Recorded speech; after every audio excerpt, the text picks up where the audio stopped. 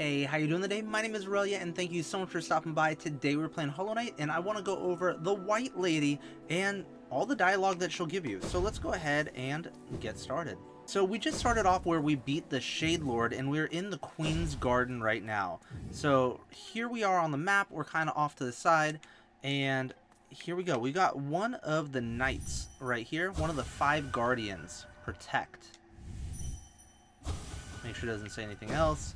There we go, and we can enter in right here. We're going to make our way over to the White Lady by dropping down. And there we go. So this is a White Lady. Before we talk to her, I just want to show you real quick that I've already found 1/2 of the King's Soul Charm. This is the White Fragment side, and you get this from going through the White Palace. If you haven't done that before, I'll leave a link down to the description below. So let's go ahead and see what she has to say. Oh, one arrives. Far it walks to find me. Did it seek my aid, or did the path carry it by chance so pertinent a place? It is true that you were awaited. No, perhaps that is inaccurate. True, one like you was awaited. So that gives reference to all of the different vessels and all of the mini Hollow Knights that were created and thrown into the abyss. So one like you was awaited. I have a gift held along for one of your kind, half of a whole. When united, great power is granted, and on the path ahead, great power it will need. So just for visiting the White Lady, as you can see, we were granted, boom, the second half, and now we have the King's Soul Charm. So this is kind of a cool charm. It's one that, if we look at the description, it takes up, 5 notches, a holy charm symbolizing a union between higher beings. The bearer will slowly absorb the limitless soul contained within, opens the way to a birthplace. Really interesting. It doesn't really tell you too much of what to do with it or what it opens, but it's kind of a cool charm in that you're constantly gaining soul, right? So let's go ahead and talk again. It faced the gendered child, and this is in reference to Hornet. She's a fierce foe, strong in mind and body, striking reflection of her mother, which is Hera, though the two were permitted little time together. I never begrudged the worm's dalliance as bargain. In fact, I feel some affection for the creature birthed.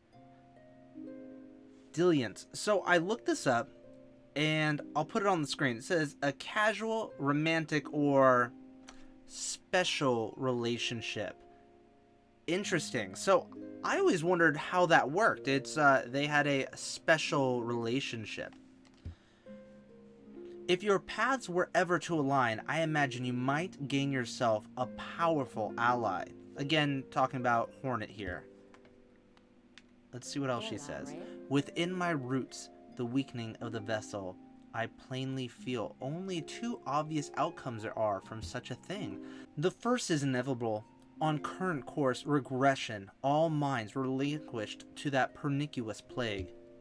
The second I find preferable, and would seek your aid in its occurrence, replacement.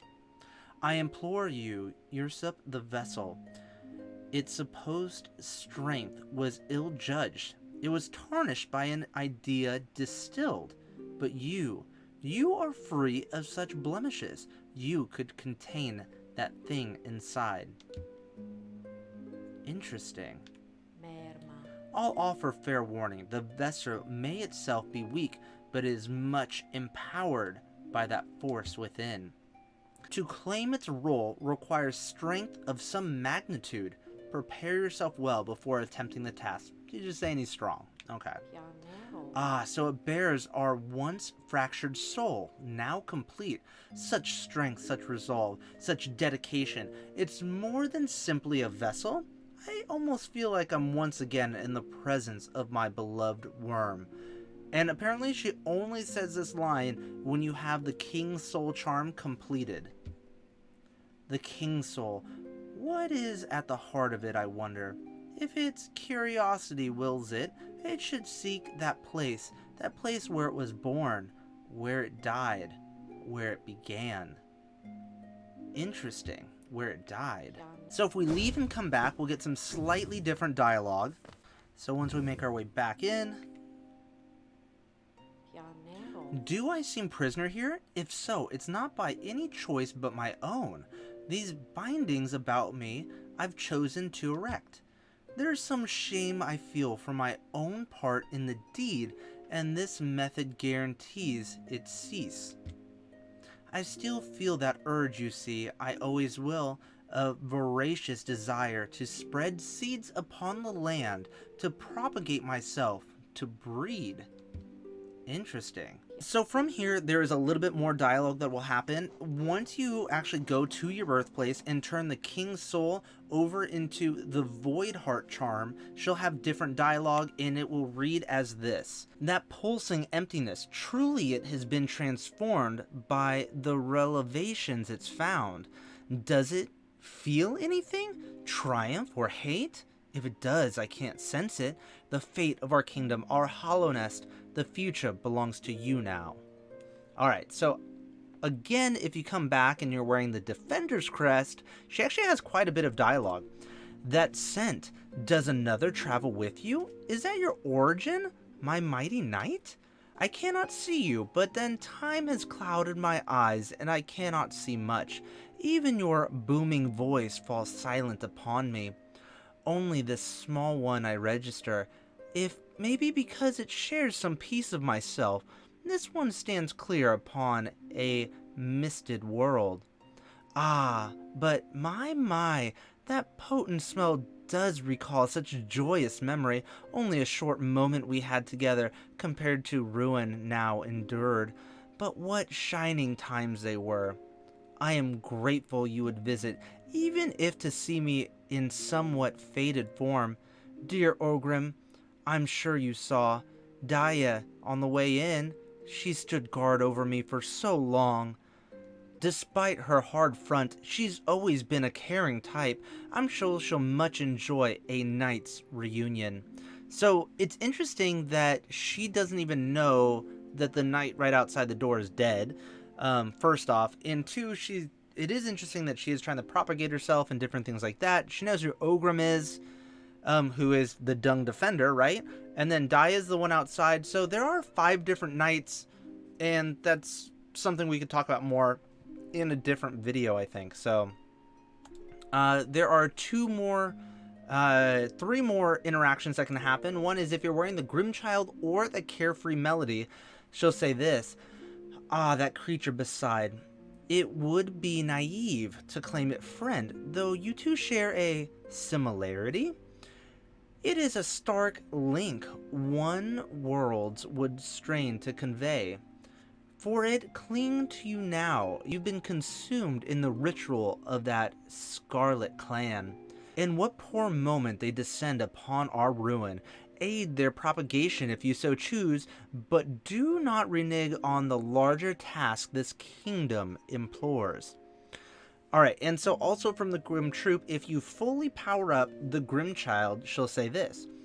Your companion's eyes burn with a familiar flame. Success then for the Scarlet Heart, and irony to use my spawn to grow its own.